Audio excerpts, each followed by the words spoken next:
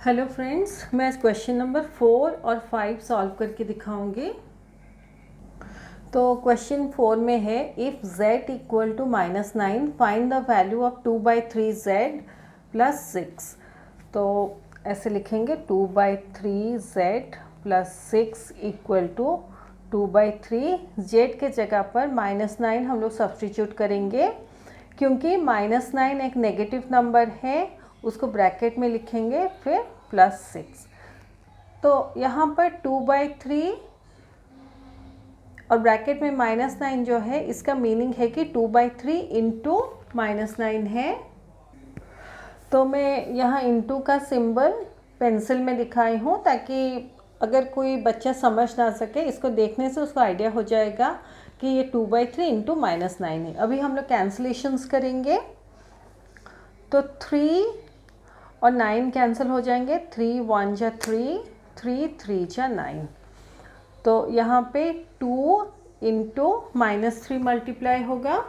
हम लोग 3 और 9 को कैंसिल करते हैं, लेकिन कैंसिलेशन के बाद हमारा यहाँ पे क्योंकि -9 है तो ये -3 ही होगा और हम लोग 2 इंटू -3 मल्टीप्लाई करेंगे। तो 2 इंटू -3, 2 इंटू -3, ऐसे आप समझिए इक्वल टू ये +2 है और ये -3 है।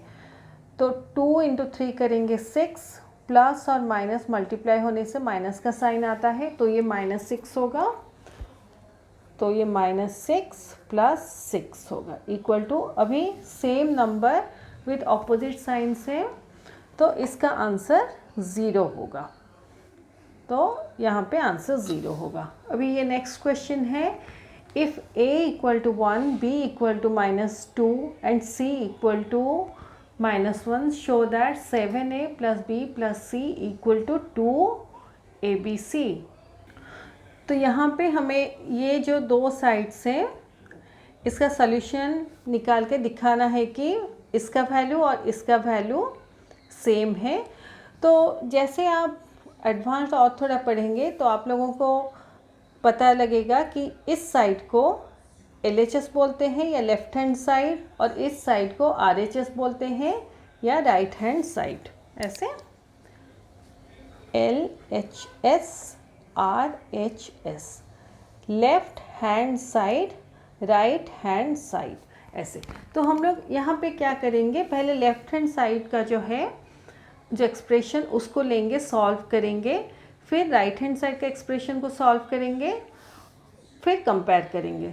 तो लेफ़्ट हैंड साइड में हमारा 7a plus b plus c है।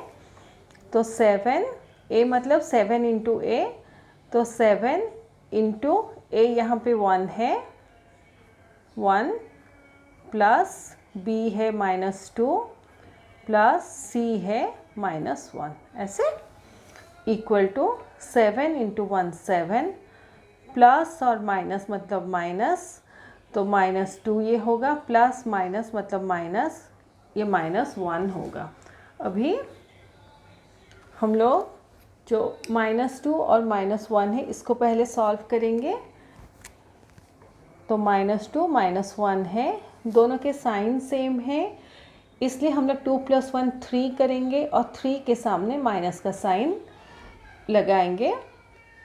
तो यहाँ पर हमारा हो जाएगा 7 - 3 इक्वल टू 4। ऐसे अभी RHS का सलूशन हम लोग निकालेंगे।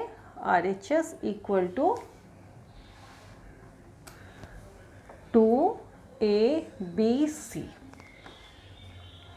इक्वल टू 2a का वैल्यू है 1, b का वैल्यू है -2 और c का वैल्यू है -1 इक्वल टू, अभी यहाँ पे देखिए, यहाँ पे -2 और -1 है, तो ऐसे 2 इंटू 1, ऐसे। ये ऑप्शनल स्टेप है, आप चाहें तो इसको कर सकते हैं या डायरेक्टली आंसर भी लिख सकते हैं। क्योंकि आप लोगों को समझने में मुश्किल होगा इसलिए मैं इस स्टेप को कर रही हूँ, बट ये ऑप्शनल स्टेप है। तो 2 इंटू 1, पहले हम लोग ये दोनों को मल्टीप्लाई करेंगे। तो -2 इंटू -1 है इक्वल टू, हम लोग 2 इंटू 1 2 करते हैं और यहाँ पे माइनस साइन में दिखा रही, यहाँ पे मल्टीप्लिकेशन साइन दिखा रही हूँ ताकि इजी होगा समझने के लिए। तो 2 इंटू 1 2 है, माइनस इंटू माइनस मल्टीप्लाई होने से प्लस होता है, तो ये +2 होगा आंसर। तो हम लोग जनरली +2 नहीं लिखते, बस 2 लिख सकते हैं। अभी 2 इंटू 1 इंटू 2 है, तो ऐसे 2 इंटू 1 इंटू 2 है इक्वल टू 2 इंटू 2 4, 4 इंटू 1 4 है, तो इसका आंसर भी 4 है। ऐसे तो इसको सॉल्व करने के बाद हम लोग नोटिस करते हैं कि LHS और RHS का वैल्यू सेम है, तो हम लोग लास्ट में लिखेंगे therefore LHS equal to RHS, ऐसे लिखेंगे करके। अब साइड में प्रूव भी लिख सकते हैं। और इस स्टेप को ऑप्शनल स्टेप आप सोचिए, आप चाहें तो इसको लिख सकते हैं या इस स्टेप के बाद डायरेक्टली 4 भी लिख सकते हैं, तो आपके ऊपर डिपेंड करता है कैसे आप लिखना चाहते हैं। तो ये हमारा वर्कशीट 7 के सारे क्वेश्चंस ख़त्म होते हैं। मैं अपने नेक्स्ट वीडियो में वैल्यू बेस्ड क्वेश्चन सॉल्व करके दिखाऊंगी।